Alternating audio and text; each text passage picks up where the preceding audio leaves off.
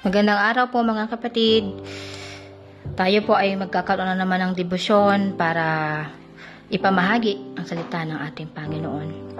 At ito po ay hango sa 2 Timoteo chapter 2 verse 4. At sabi po rito, ang isang kawal ay hindi nagiging abala sa mga bagay na walang kaugnayan sa pagiging kawal. Sa halip, sinisikap niyang mabigyan ng kasiyahan ang kanyang pinuno. So, napakagandang paalaala po sa atin ng ating kapatid na si Timoteo. So, pag-usapan natin ngayon ang pagiging kawal. Paano mo nga ba maiko-consider yung pagiging kawal? So, kung ikaw po ay kawal, meron kang pinaglilingkurang pinuno. At ang gagawin mo lamang ay yung mga bagay na nakalulugod sa kanya. So, hindi ka kailanman gagawa ng mga bagay na hindi nararapat sa pagiging isang kawal. So, let us consider ourselves na bilang kawal ng ating Panginoon. Ano ba ang nais niya? So, bilang kawal ng ating Panginoong Hesus, ang nais niya sa atin ay mamahagi ng kanyang salita, maglingkod upang siya ay maihayag ang kanyang kapangyarihan, ang kanyang pag-ibig sa atin.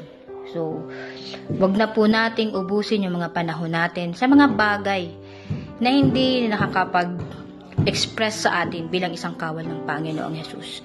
Napakaraming gawain upang nang sa ganun ay doon tayo mag-focus at ibigay natin ang lahat. So, bilang kawal ng ating Panginoong Hesus, wala tayong ibang gagawin, sabi ng ating kapatid na si Timoteo, isipin natin yung mga bagay na magbibigay ng kasiyahan sa ating pinunong pinuno. Ang ating pinunong dito ay ang ating Panginoon, ang ating Panginoong Hesus sa ating buhay. So, let us be guided with the Holy Spirit sa lahat ng gawain natin.